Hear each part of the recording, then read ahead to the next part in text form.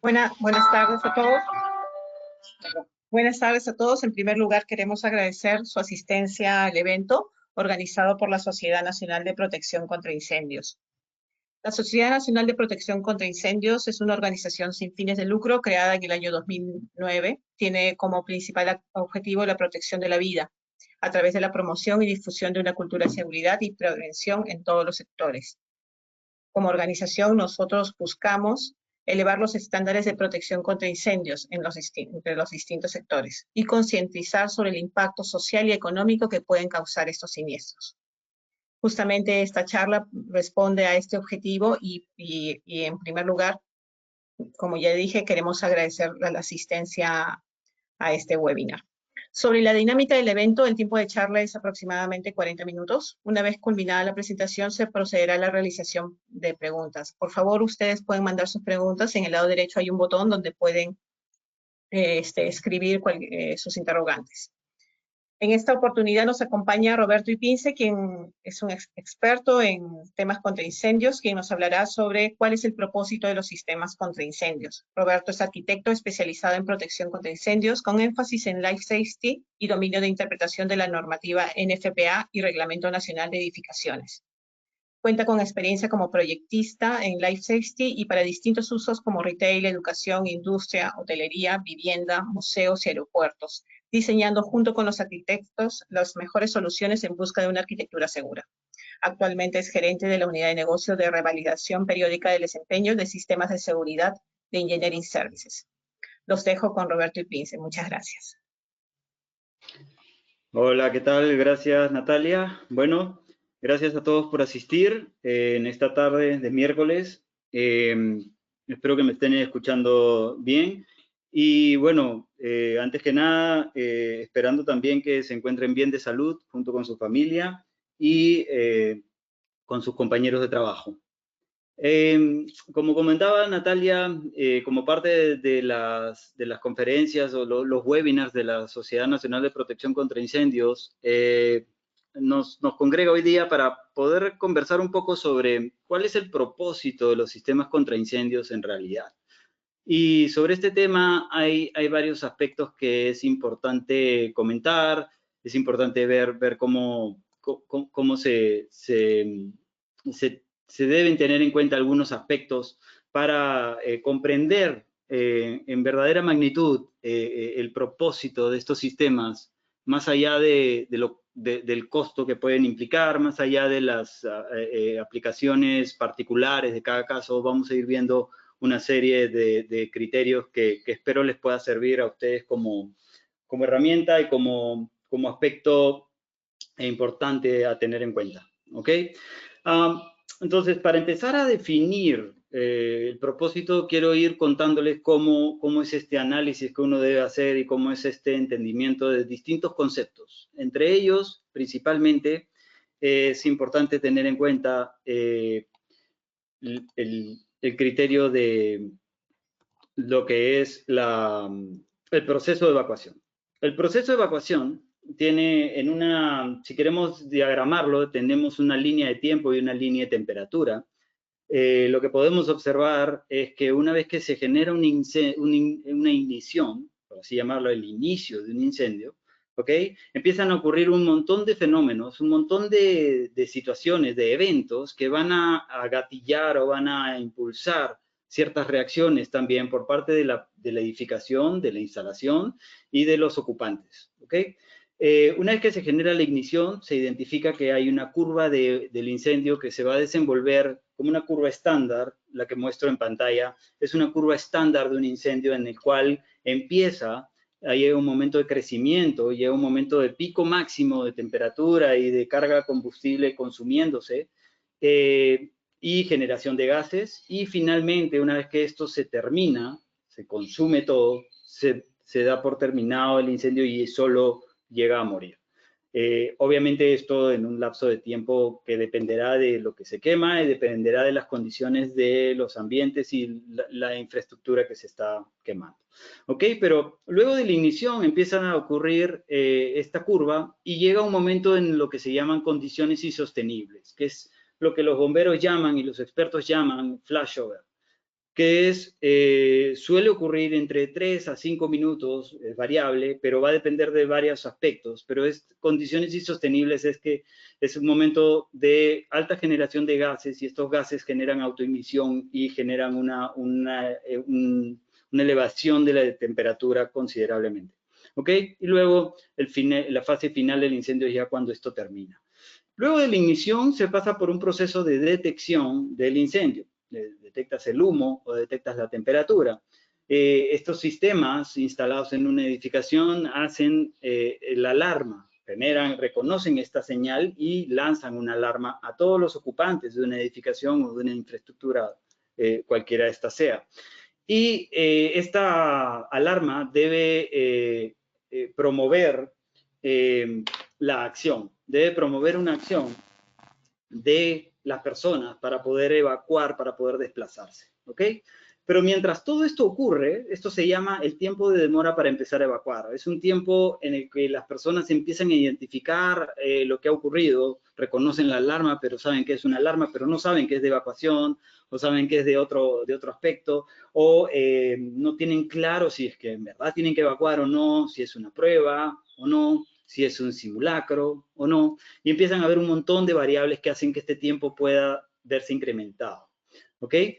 Una vez que se genera la acción, se pasa al desplazamiento. El desplazamiento quiere decir moverse, caminar, evacuar en grupo, solo o hasta las zonas donde están ubicadas las rutas de salida y continuar este proceso, ¿ok? Una vez que esto llega a su fin, es decir, que uno sale de la edificación, termina el proceso de evacuación, se le llama a todo este proceso, a toda esta etapa, se le llama el tiempo requerido para evacuar, RSET. ¿Ok? Este tiempo es lo que uno requiere normalmente para poder salir de una edificación. Ahora bien, en los edificios, dependiendo de su naturaleza, dependiendo de lo que almacenen dentro, dependiendo del uso, dependiendo de varios criterios arquitectónicos y de ingeniería, se genera determinados factores de seguridad, ¿ok? Y estos factores de seguridad pueden ser dados por la propia forma de la arquitectura, de manera, digamos, casual, de repente en algunos casos, adrede en otros, y de manera natural en muchos casos. ¿A qué me estoy refiriendo? Me estoy refiriendo puntualmente a lo que son los factores de seguridad relacionados con la resistencia estructural al fuego, el nivel de temperatura, el nivel de toxicidad y el nivel de visibilidad. Estos 4 aspectos pueden ser variables y pueden aumentar o disminuir la posibilidad de salir, digamos, en corto tiempo de una edificación. Y estos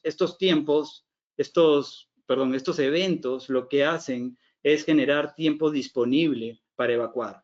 Mientras estos eventos sean no pensados, sean no calculados o sean inciertos y sean de alguna manera que vayan a afectar el proceso de evacuación, entonces el tiempo disponible para evacuar se reduce considerablemente. Y ahí es donde se pueden evidenciar ciertos problemas. ¿Ok? Dentro de toda esta configuración de este proceso, para que esto funcione, participan distintos sistemas, distintos elementos. Tienen que ver con los rociadores contra incendio, los detectores de temperatura, los detectores de humo, los gabinetes contra incendio y también participan las bombas contra incendio. ¿Por qué? Porque todos estos sistemas están interconectados, deberían estar interconectados. Y la norma pide que estos sistemas así lo estén y se configure de una manera que permita que la evacuación se genere rápida y fluida. ¿Ok? Luego en el desplazamiento lo que tenemos son salidas de evacuación, escaleras de evacuación que empiezan a funcionar durante el desplazamiento y se espera que funcionen bien. Las puertas cortafuego deben ser certificadas y deben funcionar adecuadamente, deben cerrar y proteger las escaleras y las rutas de salida. Los selladores cortafuego participan, la presurización de escaleras también, si es que el edificio lo tiene, y señalización e iluminación de emergencia también operan en esta fase del proceso. Luego, en todo lo que son la resistencia estructural, el nivel de combustibilidad y toxicidad, tienen que ver más bien con otro tipo de soluciones que pues, se pueden dar en una edificación, que tiene que ver con la administración del humo o con el entendimiento de la combustibilidad de los materiales. Uno puede hacer un incendio, que un incendio no sea tan grande, teniendo en cuenta ciertas características de los materiales y entendiendo su combustibilidad para una mejor y adecuada selección de estos dentro de una edificación. ¿Ok? Entonces, este proceso finalmente se resume en que existen dos tiempos. El tiempo disponible para evacuar y el tiempo requerido para evacuar. La regla general es que el tiempo disponible debe ser siempre mayor al tiempo requerido. El asset, el available safe egress time, tiene que ser mayor siempre que el required safe egress time. Esos dos tiempos se pueden calcular y se pueden estimar, pero es importante tener en cuenta estos criterios en todo el proceso de evacuación de una edificación. A manera de resumen gráfico, todo lo que hemos visto, si yo lo llevo a una edificación y hago un corte esquemático, en esquema, tengo una persona que está en la edificación y tiene que evacuar, y de pronto empieza el incendio y debe evacuar antes de que el humo llegue a condiciones insostenibles, tanto el humo como volumen, y que este volumen y esta toxicidad va a avanzar a un determinado tiempo, a un ritmo, dependiendo del incendio, dependiendo de la forma del edificio, dependiendo de un montón de variables. Y la idea es salir antes de que se llegue a condiciones insostenibles. Se habla más o menos de que el humo llegue a una altura de 1,50 m para ya estar en problemas de no poder salir con vida.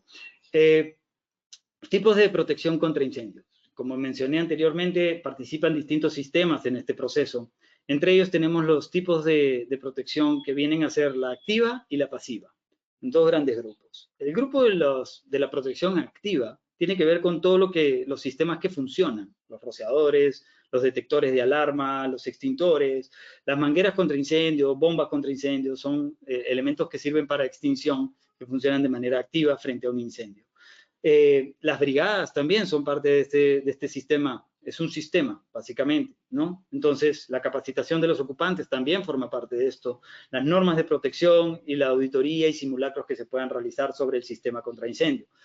Los bomberos juegan un papel importante en nuestra sociedad y en muchas sociedades del mundo. Ellos participan en el proceso de extinción de un incendio y es importante tenerlos en cuenta como protección activa de todo este sistema.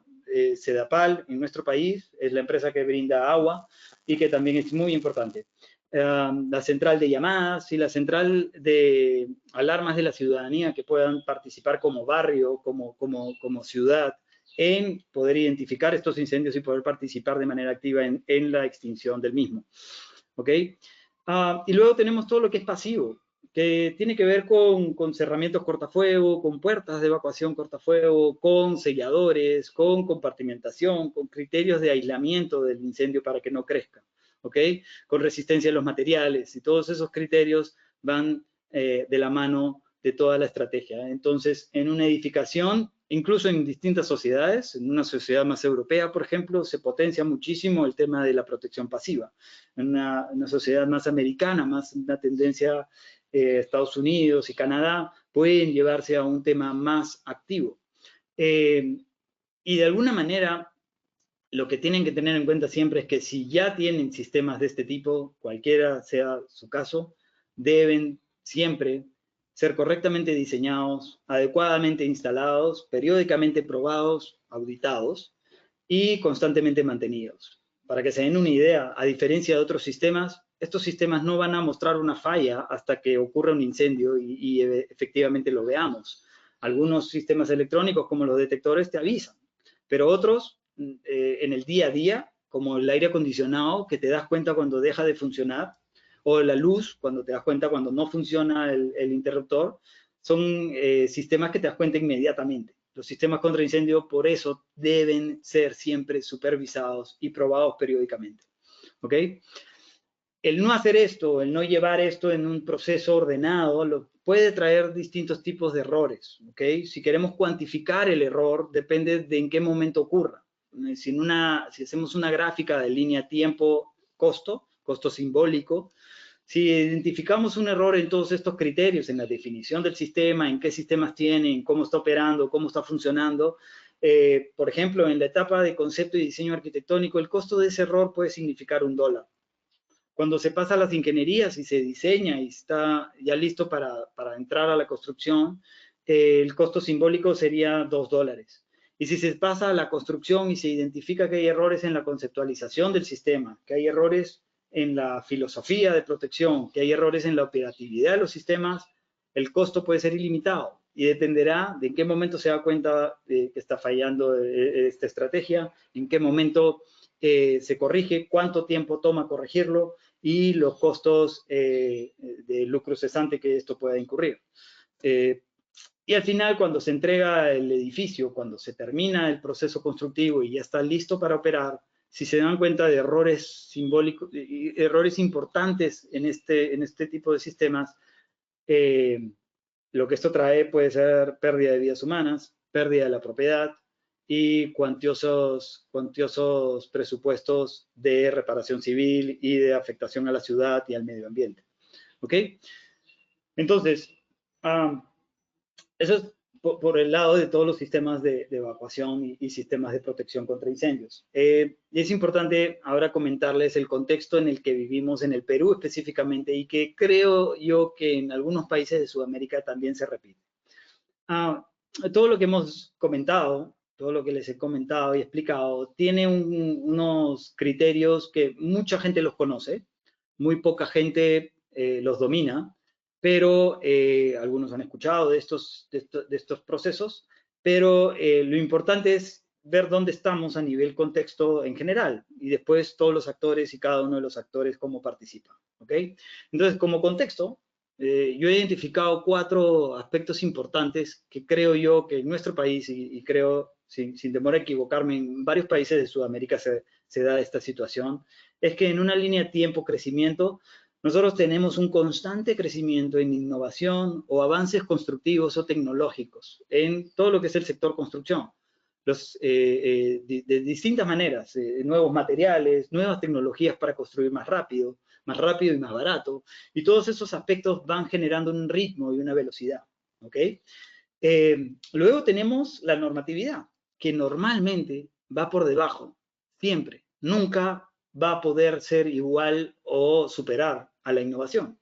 Porque, y ustedes se pueden dar cuenta si hacen una pequeña analogía con el tema médico, por ejemplo, que estamos viviendo hoy, las vacunas y las pruebas que se tienen que hacer y las normativas de cada país para hacer las pruebas bien y rápido, pero sin perder calidad. Entonces, empiezan a haber problemas en donde la normativa trata de establecer ciertas reglas, pero la innovación y los avances constructivos tratan de ir más allá, más rápido, en pro del crecimiento, en pro del capitalismo y en pro de un montón de cosas, que no está mal, pero nunca va a poder ser equiparado o igualado. La normatividad nunca va a poder estar a la par, pero sí se le puede acercar, y esa es la idea. Si la normatividad va muy, muy por debajo, se pueden tener problemas. Luego tenemos la experiencia, que en nuestro país es significativa. Hemos tenido incendios históricos y hemos tenido incendios relevantes, y que esos incendios como experiencia deben hacer algo para que la sociedad cambie, o deben hacer algo para que el proceso normativo cambie. Es normal, en sociedades más avanzadas, lo que se busca es que la normativa cambie periódicamente, y está bien que cambie, y cambia en función a las experiencias, a los incendios que ocurren, a los eventos que generan la propia innovación y el propio avance constructivo. ¿Ok? Y finalmente la educación, que en nuestro país en temas de protección contra incendios es bien pobre, por no decir casi nula, inexistente. Vamos a verlo más adelante, pero básicamente lo que se busca en un modelo ideal es que la experiencia nutra sea nutra a la educación, me refiero puntualmente a las universidades, por ejemplo, y que la normatividad sea también nutrida y sea desarrollada por experiencias que han pasado. Básicamente la normatividad es eso, se hacen normas en función a las cosas que ocurren. Ahora, ¿cómo normativizas algo pensando en el futuro, pensando en la innovación, pensando en lo que podría pasar? Entonces, ese es un gran reto. ¿ok? Listo. Entonces, si vemos a los distintos actores que participan en este ecosistema, tenemos a las empresas, por un lado, que buscan llevar esto hacia adelante y avanzar en todo el proceso constructivo y llevar la innovación a otros niveles y avanzar siempre en sus negocios, porque son empresas, básicamente. Tenemos a la autoridad que un poco se relega en este proceso y solo ve la norma y a veces, y muchas veces, no la ve bien, o la ve de manera subjetiva y empiezan a haber subjetividades que hacen daño al proceso y a todo el ecosistema, ¿no?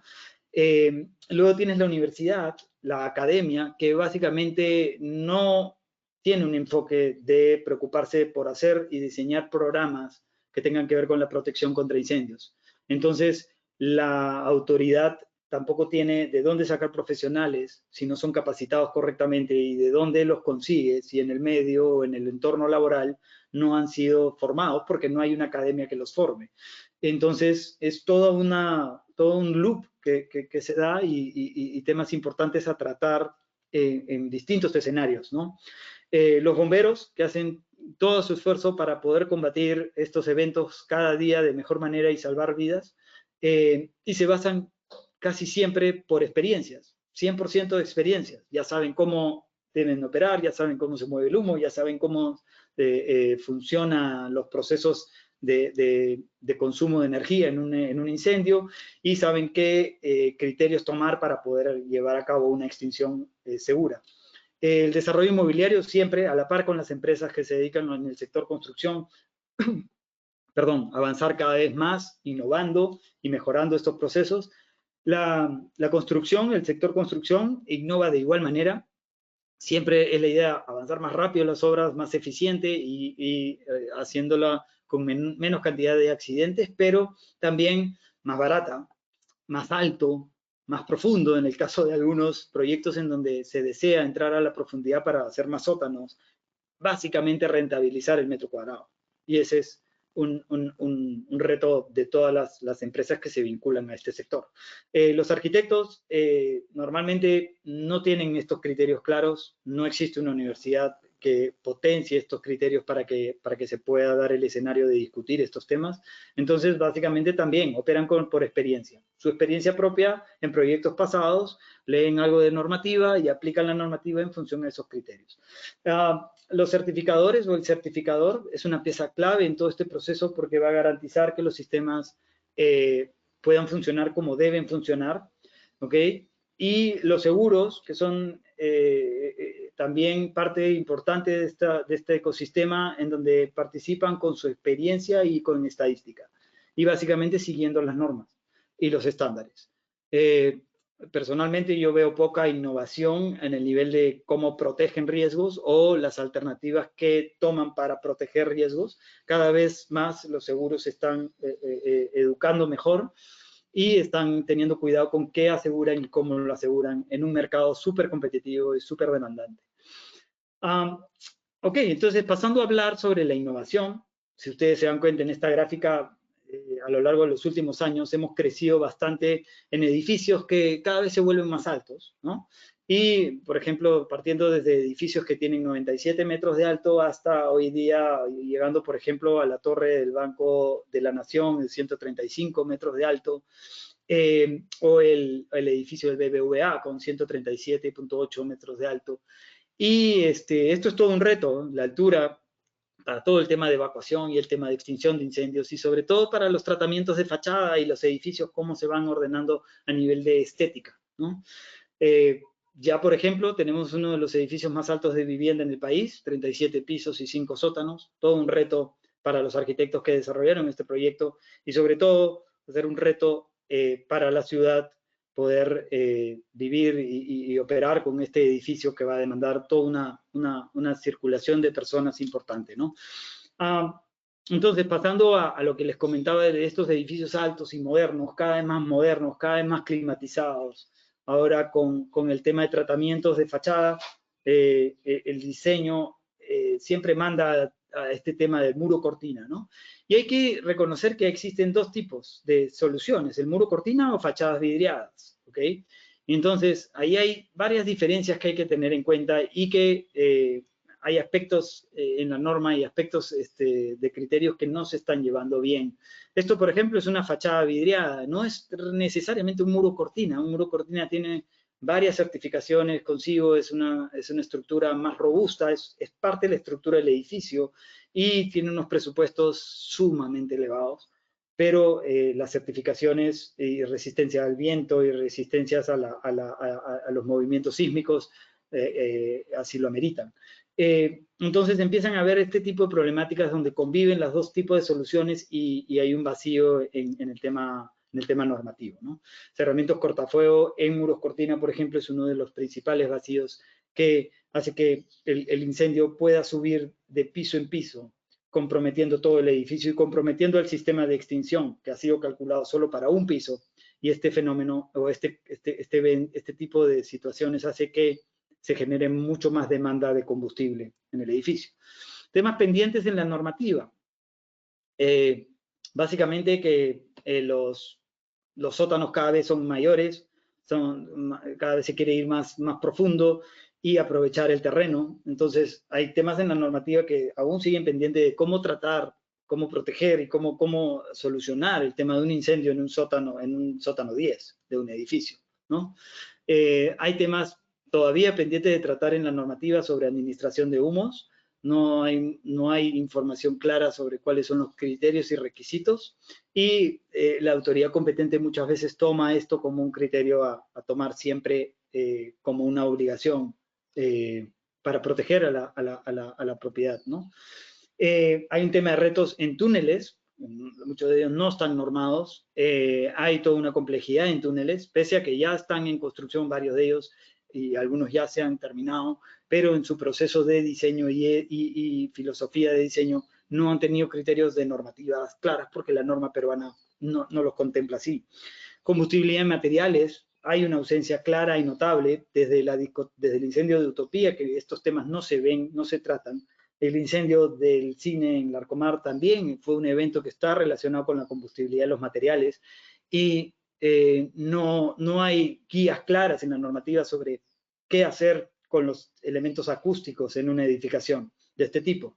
Entonces, se sabe y se entiende que se deben pedir de alguna manera certificados o de alguna manera con resistencia, pero no están normados aún estos criterios, ¿no? Aquí quería mostrarles un video que les grafica un poco este fenómeno de lo que ocurre en el tema de la combustibilidad de materiales. Este es un video.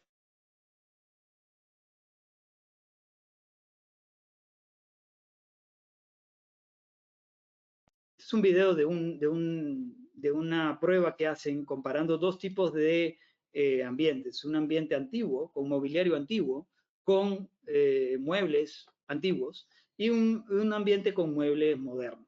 ¿Ok? Esto obviamente lo que tiene es una prueba en donde ha empezado a correr el tiempo. Voy a adelantarlo un poco. Si ustedes logran ver por donde estuvieron los bomberos, se generó una chispa que va a hacer que el incendio avance.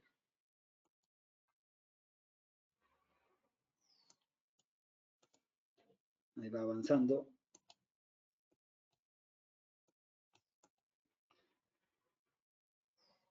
Y en la parte antigua, en el cuarto antiguo, si ustedes ven, va creciendo la llama. No se refleja, no se identifica humo por lo pronto, pero en la parte nueva sí. Si ustedes logran ver, en la parte nueva ya se está generando un volumen interesante de humo, pequeño, pero se está generando humo y está empezando a crecer el incendio. Esto lo que da cuenta básicamente es que tenemos que tener muchísimo cuidado con el tipo de materiales que estamos usando hoy en día. Hoy en día estamos usando materiales más plastificados, más el uso de petróleo ha ayudado a que nuevas tecnologías y foams y esponjas y distintos tipos de materiales han empezado a aparecer, ¿no? Con un volumen importante en las edificaciones, en los vehículos también, pero en las casas estamos rodeados un montón de elementos más plásticos y más sintéticos, por así decirlo. Y eso genera una mayor preocupación en temas de incendio porque esto crece a otros volúmenes, ¿no?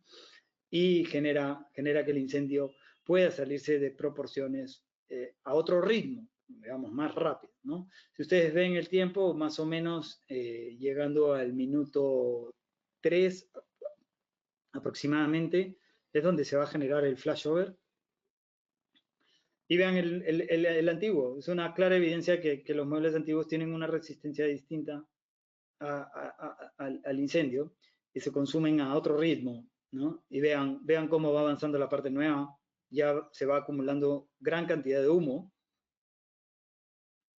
y en algún momento, ya cerca de los 3 minutos, vamos a ver cómo el fenómeno de un flashover se va a evidenciar, ¿no? Se va a ver.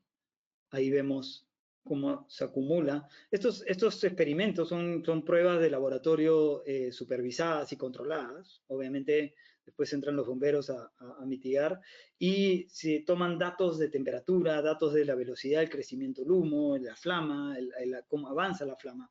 Todos estos datos sirven para poder aprender qué es lo que ocurre con distintos materiales, ¿no? Y esto es lo que uno debe ver, debe analizar, y hay un montón de data técnica que existe para poder definir qué materiales. Ahí es donde ya empieza a ocurrir el flashover, como ven, en minuto 3:30. ¿Ok? Entonces, vamos a seguir. Básicamente, esto es lo que ocurre con el tema de materiales, ¿no?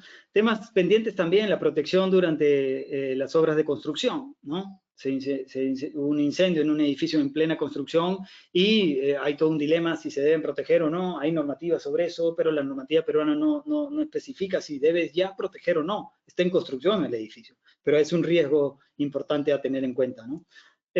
Cerramiento de muro cortina, como comentaba, el cerramiento cortafuego en muros cortina no es algo que está en la norma aún y es un tema pendiente en la normativa peruana. Como experiencias, por ejemplo, está lo que ocurrió en la Torre Grenfell en Londres en el 2017, ¿no? Si se acuerdan, esta torre se incendió y fallecieron varias personas producto de este incendio.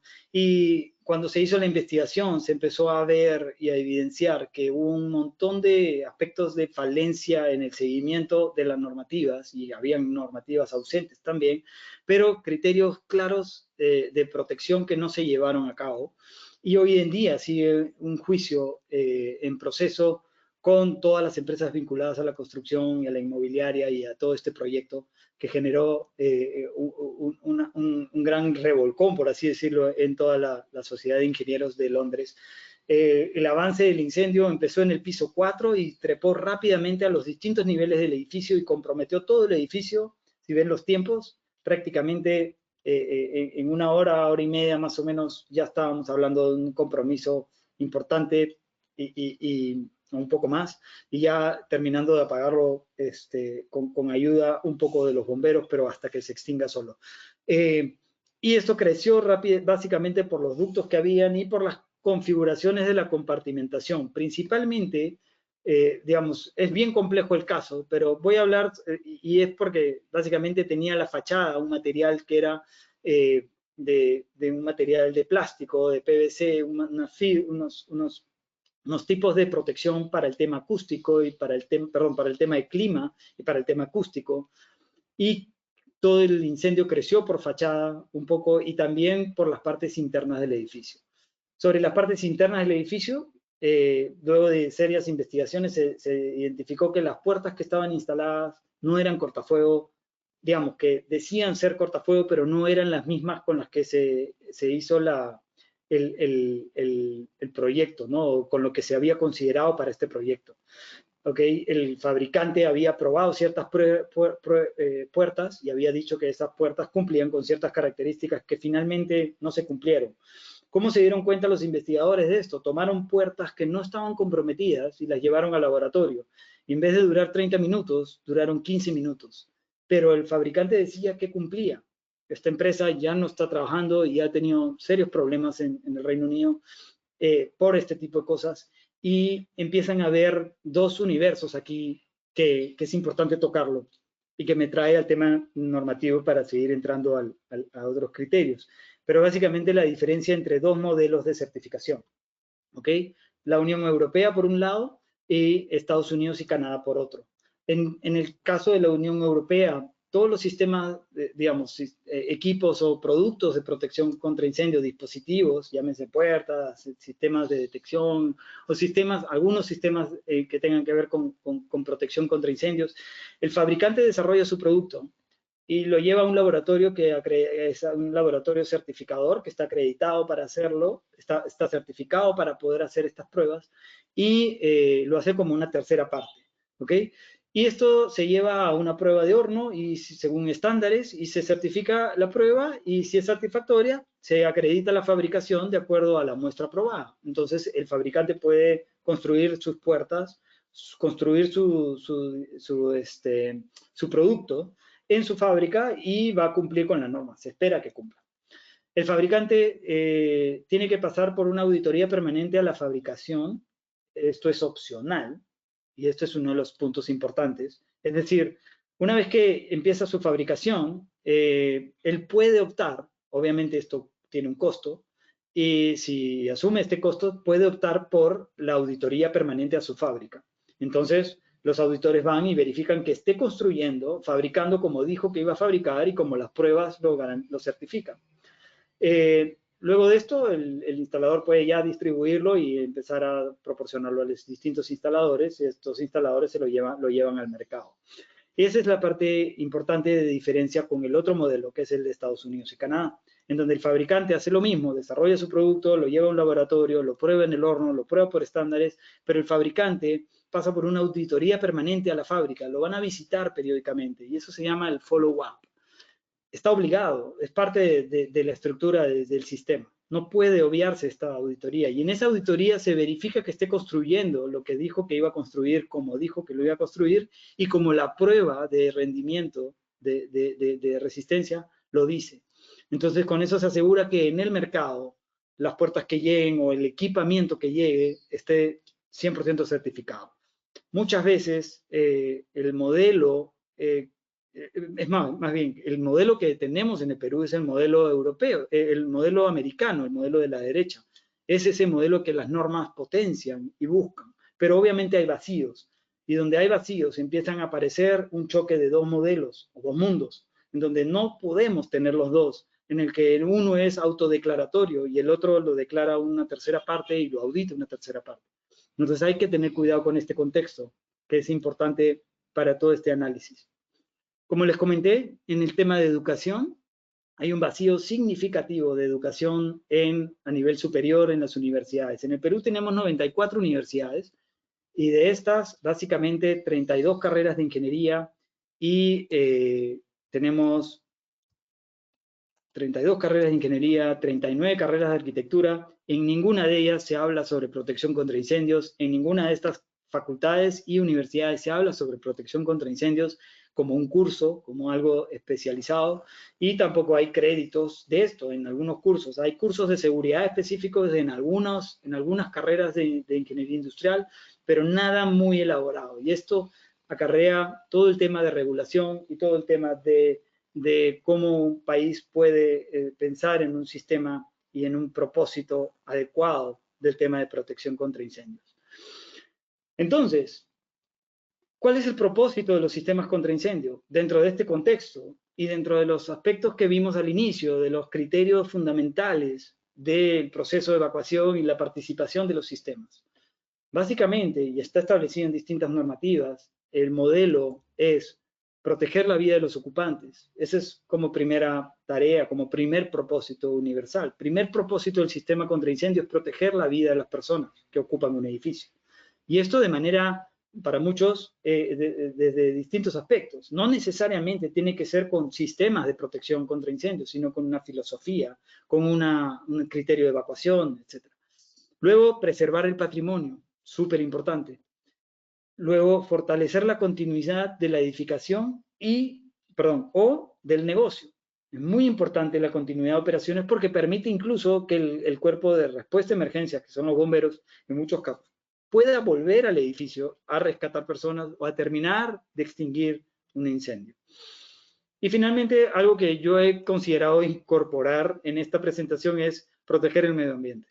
Si ustedes se dan cuenta de la cantidad de humo que libera un incendio, en los últimos incendios en el Perú han liberado una cantidad enorme de energía y de humo tóxico al ambiente, al aire, afectando significativamente la zona o el radio de acción de este evento, ¿no? Entonces, una vez que se tienen claros los propósitos y que pueden variar dependiendo de determinadas instalaciones, pueden ser mineros o pueden ser instalaciones industriales, pero estos propósitos deben seguir una línea clara, ¿no? Se debe proteger a la vida, proteger el patrimonio, fortalecer la continuidad de la edificación o del negocio y proteger al medio ambiente. Una vez que tienes claro esos propósitos, el siguiente paso, y creí importante mencionarlo y ponerlo aquí, es que existen distintos métodos para definir una protección contra incendios. Teniendo claros los propósitos, ok, a muchos les puede generar duda, ok, ¿y cómo empiezo? ¿Por dónde voy? ¿Qué debo hacer? ¿Estoy viendo un proyecto? ¿Cómo es esta estrategia o no?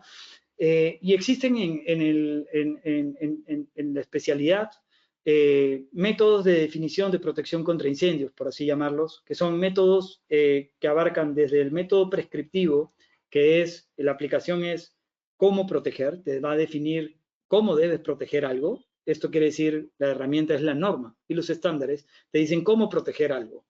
Cuando no está en la norma, cuando no es prescriptivo, cuando en un país hay un vacío, por ejemplo, tenemos varios vacíos en la normativa nosotros. Entonces, ¿qué aplicamos? Aplicamos conocimiento o aplicamos también otro método que se llama el método basado en desempeño.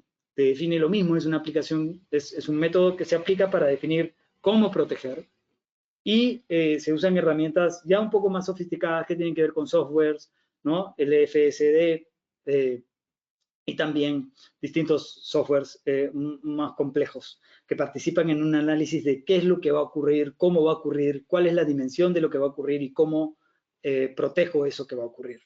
Y luego tenemos otro método que es el análisis de riesgos. En algunas industrias, en minería, cuando hay riesgos que no se sabe cómo protegerlos porque no están definidos en la normativa, no encuentras nada prescriptivo. Y hacer algo de desempeño en realidad te puede llevar a un análisis muy caro de desarrollo de horas y de horas y de horas de tratar de simular algo que se puede hacer, pero que te va a llevar a un resultado también muy específico o a veces para que alguien lo analice a detalle, ¿no? El método de análisis de riesgos es el más indicado en esos casos y te define si debe protegerse o no algún riesgo, ¿ok? Existen situaciones en las que los riesgos pueden no protegerse. Para este caso, herramientas como el Bowtie, el What If, el AMF o el HACCP, por ejemplo. Y otro método es el juicio de experto, ¿no? El juicio de experto puede definir qué protegerse, ¿no? En su aplicación te dice qué debe protegerse y cómo protegerse.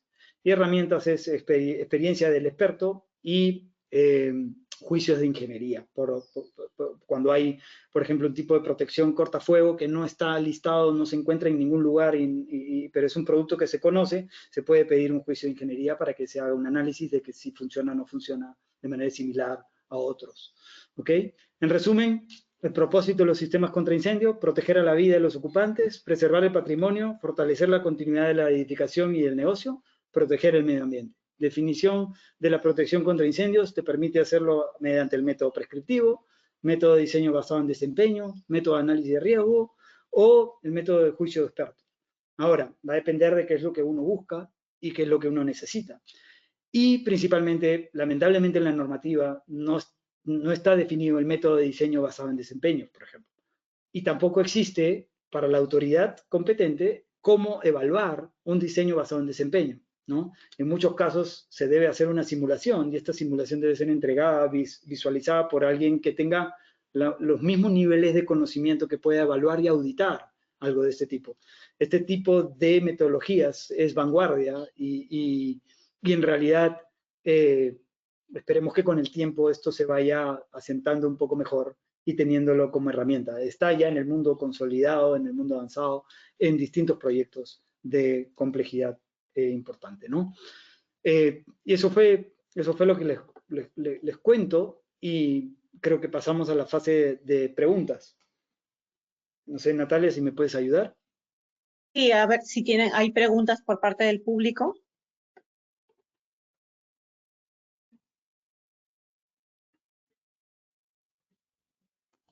Si en este momento algún asistente quisiera hacer una pregunta, puede utilizar el botón. Hay un botón a la derecha del panel donde pueden formularlos y aquí los leemos.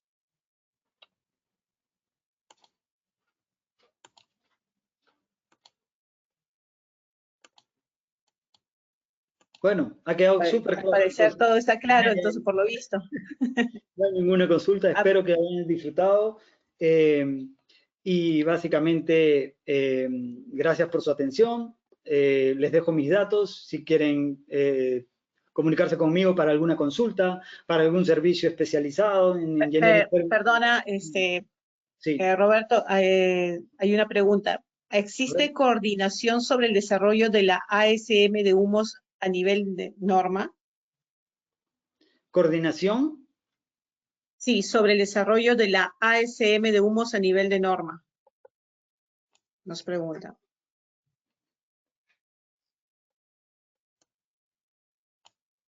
A ver, entiendo por ASM que te estás refiriendo, no sé si hay algo más en la pregunta.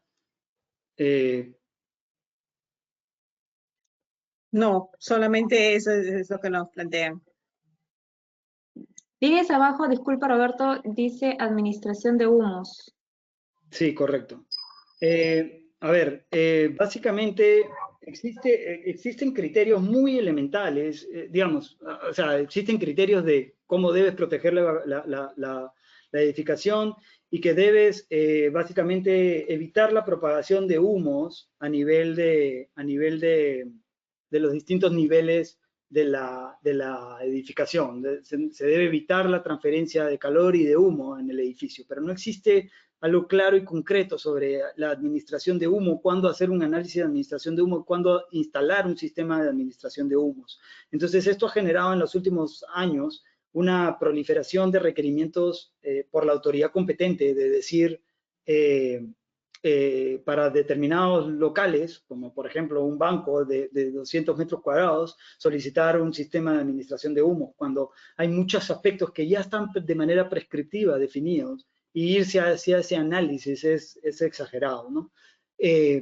Creemos que con el tiempo la normativa va a cambiar en ese aspecto y va a dar las reglas claras de cuándo es aplicable un análisis de administración de humos y contemplar un sistema de administración de humos y cuándo no, ¿no? Cuando hablamos de una cierta cantidad de sótanos, por ejemplo, cuando hablamos de cierta complejidad en el proyecto, ¿no? Que tenga que ver con túneles, por ejemplo, o edificaciones un poco más complejas, ¿no? Pero básicamente es eso.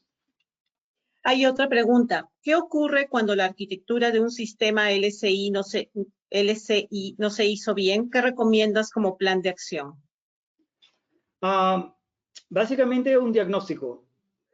Es importante un diagnóstico especializado. Se puede hacer un diagnóstico especializado para determinar como un médico qué está ocurriendo con el sistema y puede ser ya sea en la parte ya una vez instalado el sistema, puedes hacer un diagnóstico de campo y evaluar el sistema y hacer pruebas aleatorias para ver qué está ocurriendo, entender la filosofía y entender la problemática y hacer un plan de acción correctivo.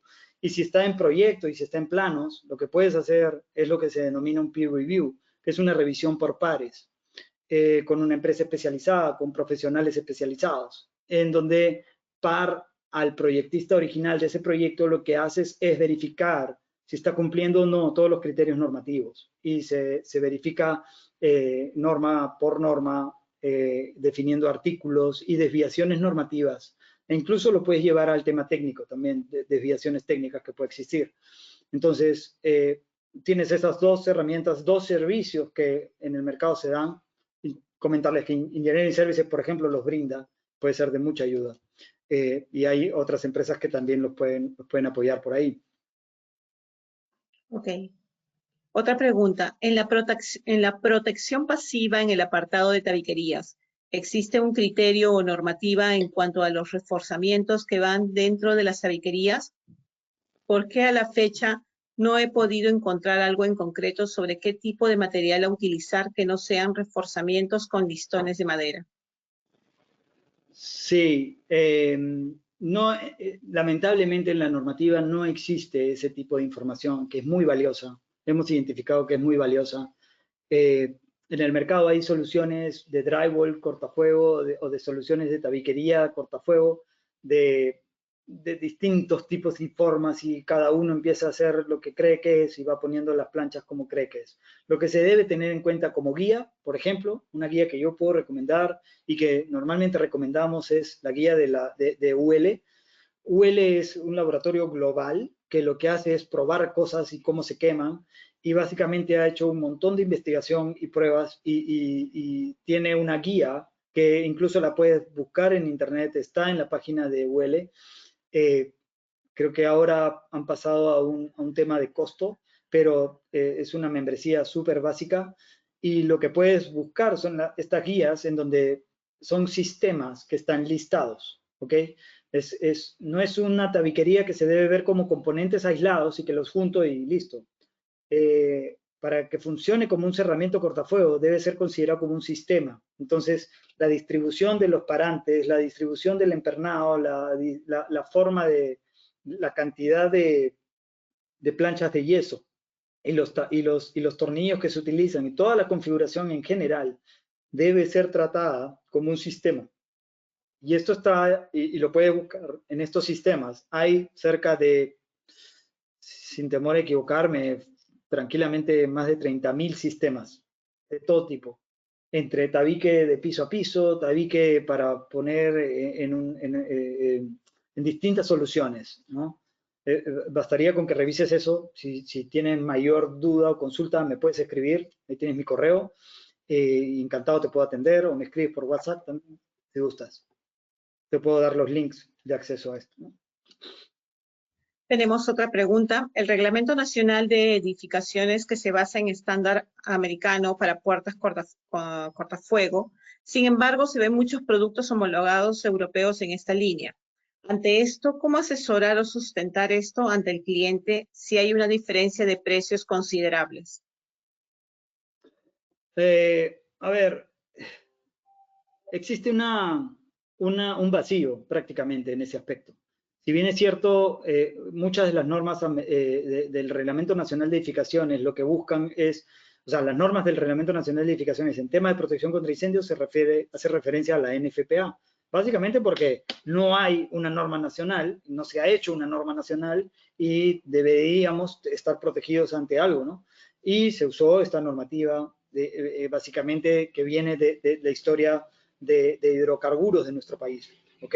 Y fue entrando en el reglamento en distintos aspectos. En el tema de puertas cortafuego específicamente es cierto que existe estos dos mundos que chocan. Y el reglamento hoy día lo único que dice es que las puertas deben ser certificadas, y certificadas para su uso cortafuego. Pero no entra en el detalle de cómo se obtiene esa certificación y este aspecto tan sensible en el criterio de la auto-homologación o la autocertificación, que es lo que potencia el modelo europeo. Es lo que pasó en Greenfield, es eso. El fabricante dijo, yo he hecho las puertas y acá están, y yo las he construido de tal manera.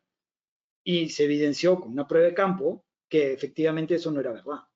Entonces, en un mundo, en un país donde tenemos el 70% de informalidad, no podría pensar en un modelo distinto a un modelo más rígido y más riguroso en el tema de auditoría de estos sistemas. ¿Cómo potenciarlo frente a un cliente? Hacer esa comparación. Básicamente las dos puertas cumplen, pero hay una incertidumbre sobre el modelo europeo en el sentido de que la parte final de la acreditación no está garantizada en algunos tipos de puertas, porque incluso por mercado hay marcas y empresas europeas que se han certificado bajo estándar americano, y eso es por un tema de apertura de mercado. Básicamente las diferencias, no voy a entrar al tema técnico de si el horno y si la prueba A es mejor que la prueba B, y que si le tiran, hay un chorro de manguera de agua fría que le toca la puerta y en el otro no, y la temperatura, etcétera. Son criterios distintos, pero cumplen al final con una resistencia al fuego. El problema es la última milla, por así decirlo, de la certificación. Y ese es el problema. Y comentarlo a un cliente en esa manera, en esos aspectos.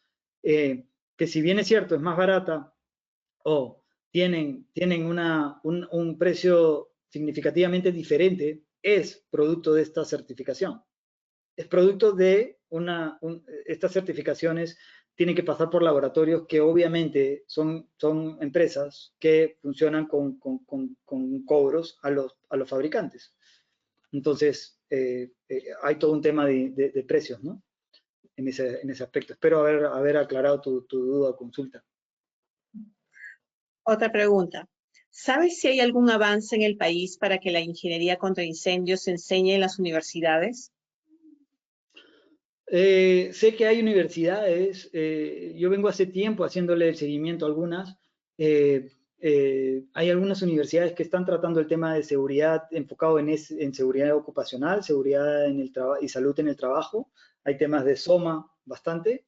Y hay temas en ese aspecto, ingeniería, seguridad minera, tocan algunos aspectos bien específicos de la seguridad y enfocado en protección contra incendios, bien poco en el tema de análisis. En temas de mayor avance es que las universidades se comprometan a esto. Es un poco que las universidades vean lo que es la experiencia edificatoria del país, es decir, lo que está ocurriendo y que entiende el mercado. Y es cosa que la mayoría de universidades, me temo que en casi muchas disciplinas pasa lo mismo, que la universidad no voltea a ver qué ocurre en el mercado para ver cómo plantear una solución ante esa necesidad de mercado. Muchas universidades sí lo hacen, ¿no? El tema de falencias en el tema de perfiles técnicos para la minería y la gran industria. Hay universidades que están enfocadas en eso, institutos que están enfocados en eso. En el tema de protección contra incendios, se han abierto pequeños programas de capacitación, pequeños programas de cursos, algunos diplomados que, por ejemplo, la Sociedad Nacional de Protección contra Incendios ha impulsado, pero que al final el modelo educativo busca un nivel de calidad que tiene que estar respaldado por una universidad. Yo invoco a que distintas universidades traten de llevar estos temas por la enseñanza.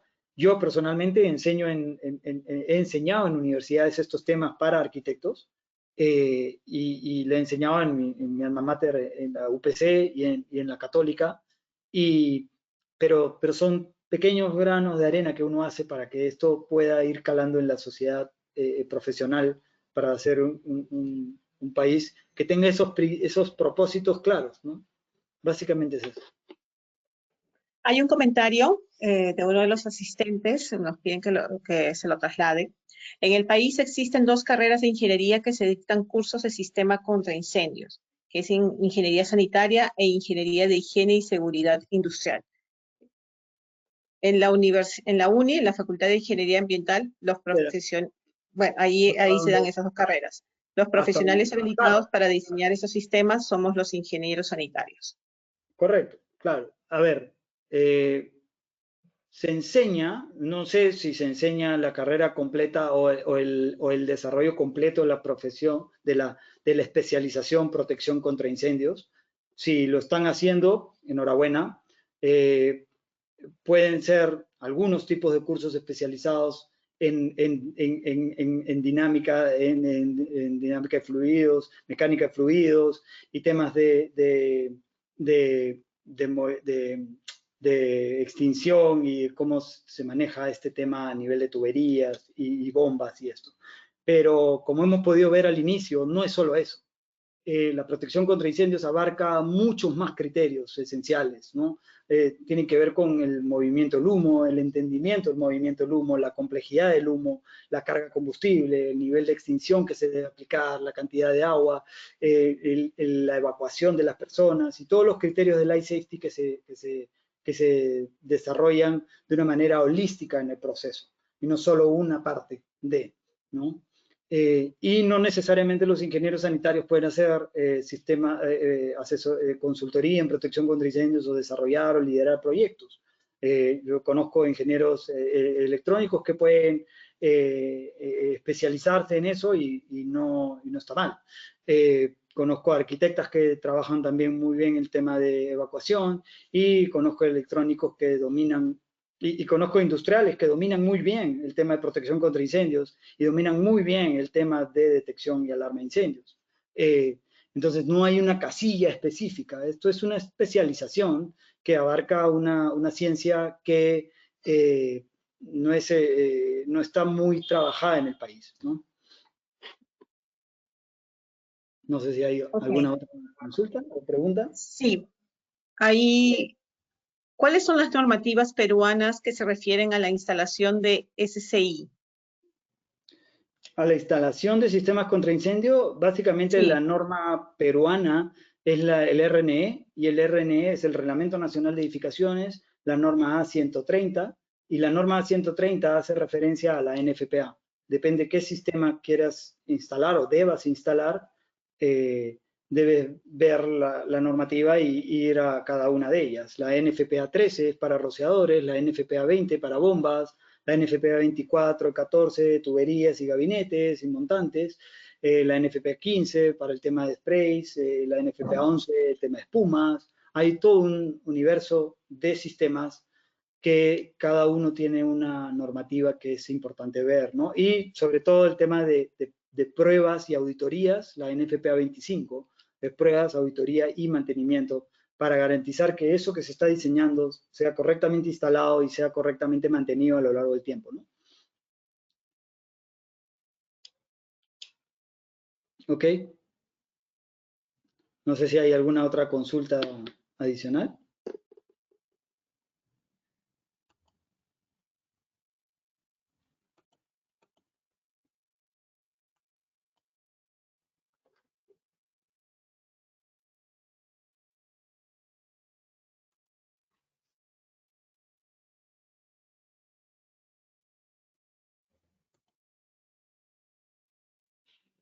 Natalia.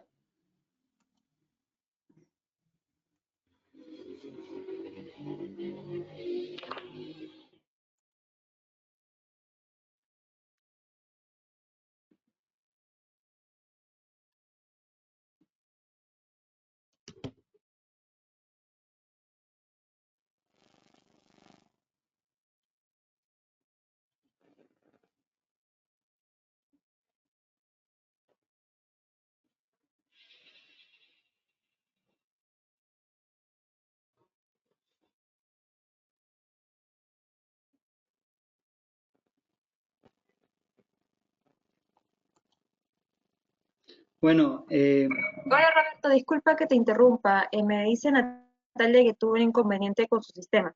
Voy a continuar leyendo las últimas consultas que nos han llegado, ¿de acuerdo? ok. Vale. Bueno, el señor Belisario consulta lo siguiente.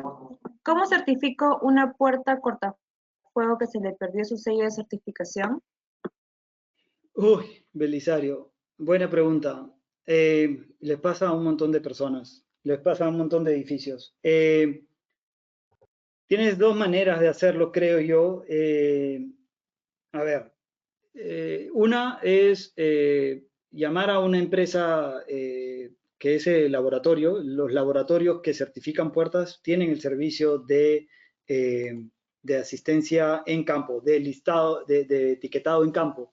Y van a tu edificio, verifican la puerta, verifican las condiciones de la puerta, hacen un análisis de la puerta y te dan una etiqueta para esa puerta, ¿no? Obviamente debe ser el laboratorio que certificó las puertas originalmente, ¿no?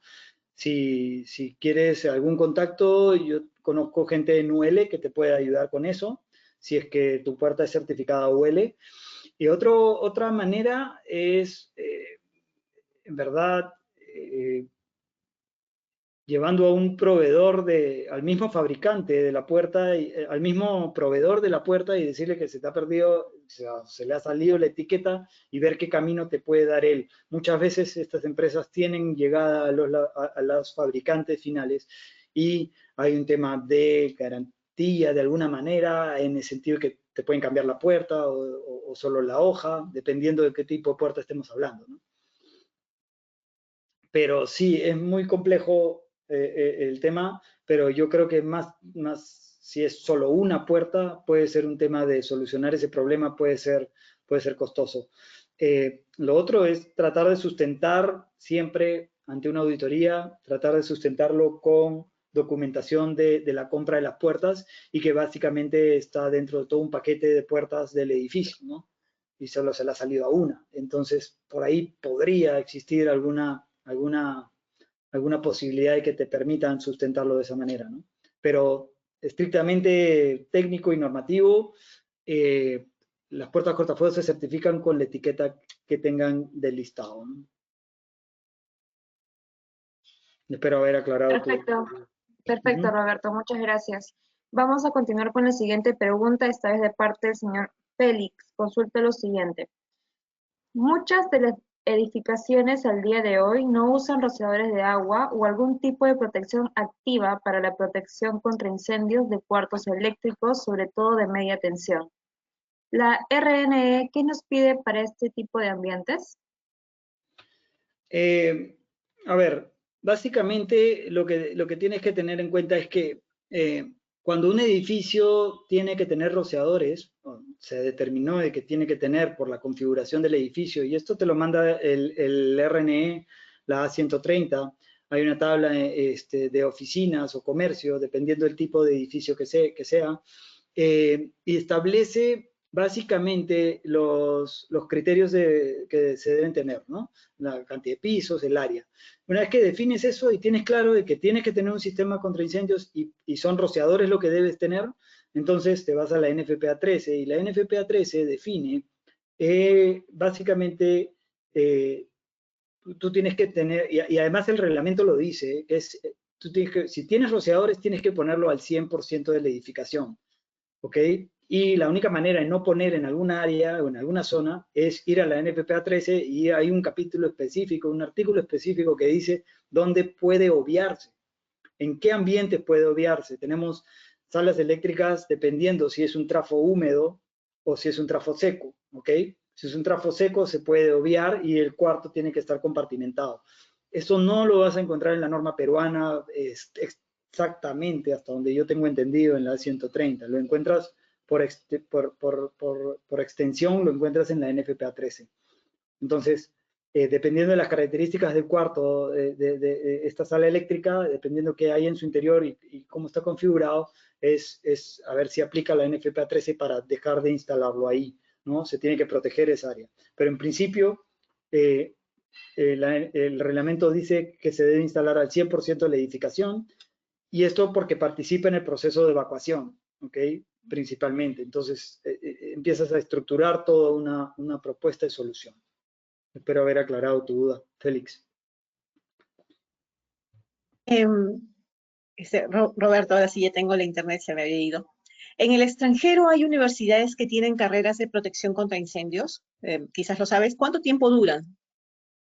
Sí, hay por ejemplo un diplomado que está llevando la Universidad de Chile, que es muy bueno, que si no me equivoco son 3 meses, es ahorita empieza en verano, es un súper muy buen diplomado, va a ser dictado, va a participar en este diplomado José Luis Torero, que es peruano, es un PhD de talla mundial, no sé si lo conocen, pero José Luis ha tenido un trabajo extraordinario a lo largo de su vida en el tema de protección contra incendios, es conocida una eminencia en Europa, en Edimburgo sobre todo, y está haciendo este curso con gente de la Universidad Católica de Chile, y es un diplomado en realidad.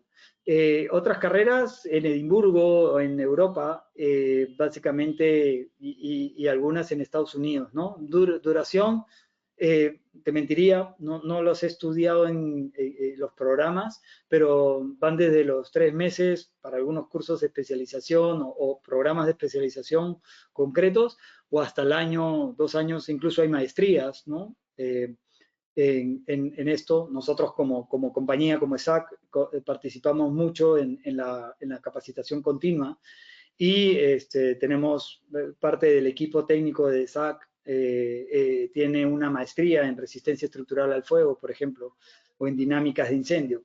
Entonces, por la Universidad de Edimburgo, maestría que toma 1 año y medio más o menos, si no me equivoco, en donde ves todos los criterios y aspectos súper complejos de la especialidad, ¿no? Pero si gustas mayor información, te puedo aportar con alguna lista de lo que tenemos mapeado nosotros como empresa y yo personalmente, ¿no? Gracias, Roberto. Otra pregunta. En el caso de mantenimiento de puertas cortafuego, ¿qué tipo de pintura se debe aplicar? ¿Solo entidades encargadas pueden hacer este mantenimiento? Sí, lo ideal es que sea una pintura que no te haga perder la garantía de la puerta por un lado y la certificación por otro. Yo te pediría que siempre consultes con el que te vendió las puertas y el que te las instaló. Normalmente las puertas vienen con una pintura de fábrica, una base de fábrica, y luego acá se pinta con pintura epóxica. No tengo en la cabeza el detalle específico de la pintura, pero lo que debes buscar es no añadirle o no pintarla de una manera que vaya en contra de lo que la certificación te permite, ¿no? Eso es lo que puedo opinar. Gracias. Tengo una consulta por acá que se me ha movido. Aquí.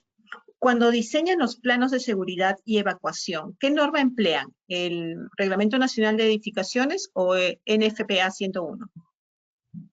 Ok, es una muy buena pregunta.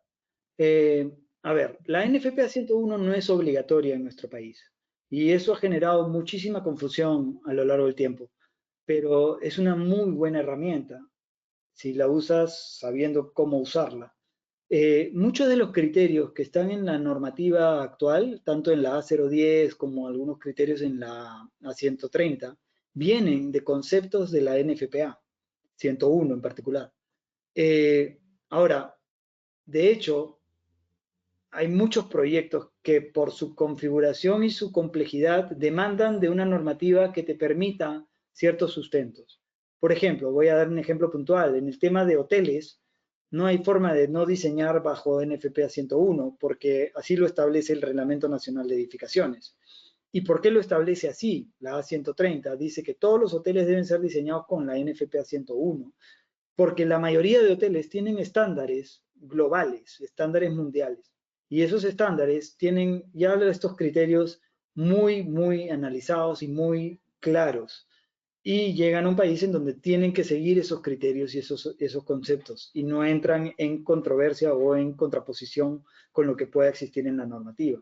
Entonces, es muy importante tener eso en cuenta. Por ejemplo, los hoteles tienen que tener puertas certificadas bajo el modelo americano, bajo NFPA, aplica y menciona en muchas de sus normativas la promoción de la normativa del estándar americano de evaluación, ¿ok? Y es muy importante ese criterio porque evita esa última milla que conversábamos hace un rato. Por lo que nosotros normalmente aplicamos, y yo he aplicado como proyectista, la NFPA 101 en algunos usos complejos, en donde la 101 te da mucho más herramientas de criterios y sustentos. Obviamente tienes que adaptar la NFPA 101 a la realidad nacional en los criterios, en algunos aspectos, pero hay que no dejar de lado que la NFPA 101 es un cuerpo de normas que la NFPA es un cuerpo de normas y la NFPA 101 hace mucho enlace con otras normas y se vincula muchísimo y hace muchas consideraciones de normativas y estándares, ¿no? Pero básicamente, si el proyecto lo requiere, se va con RNE, netamente RNE, y si hay alguna complejidad que requiera algún tratamiento especial en su sustento, se puede usar y sustentar alguna solución bajo NFPA 101, como la norma lo establece, ¿no? Si no me equivoco, es el artículo 2 de la 130. ¿Ok? Gracias, Roberto. Tenemos otra consulta. La norma exige que en las subestaciones eléctricas cuenten con rociadores. Eso creo que es una pregunta que ya vimos hace un rato. No, hasta donde yo sé, la norma peruana, o sea, el RNE lo dice a través de la NFPA 13, ¿no? Sí, no sé si hay alguna otra consulta.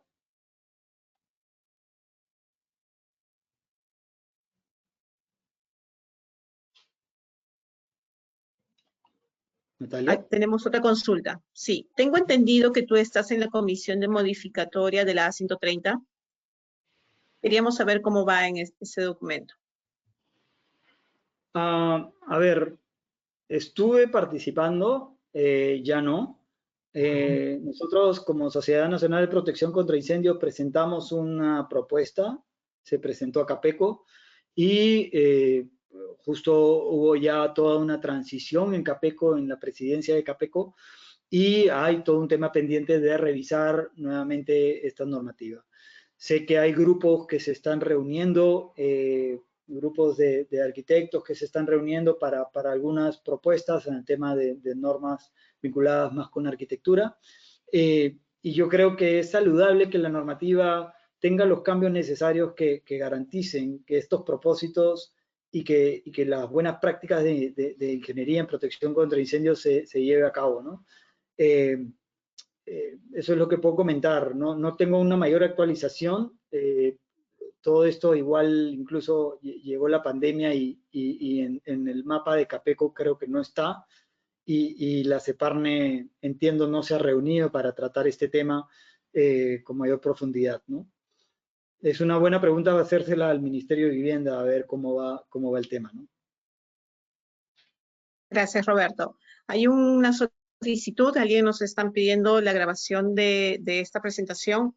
Bueno, sí, en los próximos días vamos a colgarlo en la página web, luego lo anunciaremos a través de las redes cuando ya esté disponible para el público. Por ahora son todas las preguntas. Muchísimas gracias por su participación. Si hubiera alguna consulta adicional en el correo electrónico donde les llegó el enlace para el ingreso, ahí hay un correo donde pueden derivar sus consultas. Nosotros se las pasaremos a Roberto y él gustoso podrá responderlas. Sí, encantado de resolverlas. Y tienen mis datos de contacto, tienen mi correo, mi teléfono.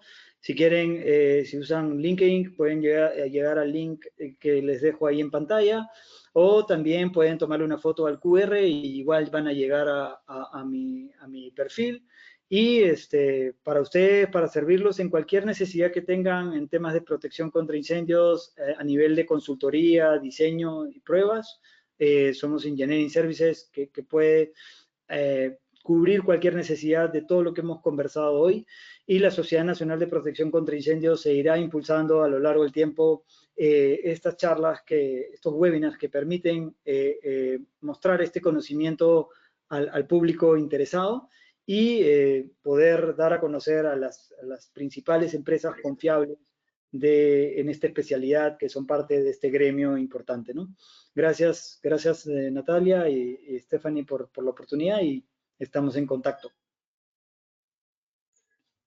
Muchas gracias, Roberto. Los esperamos también. Muchas gracias por tu tiempo y también por la asistencia de todos. Los esperamos de todas maneras. Aprovecho para anunciarles el próximo 12 de noviembre para haber otra charla y ahí será sobre certificación de tercera parte en extintores de polvo químico seco.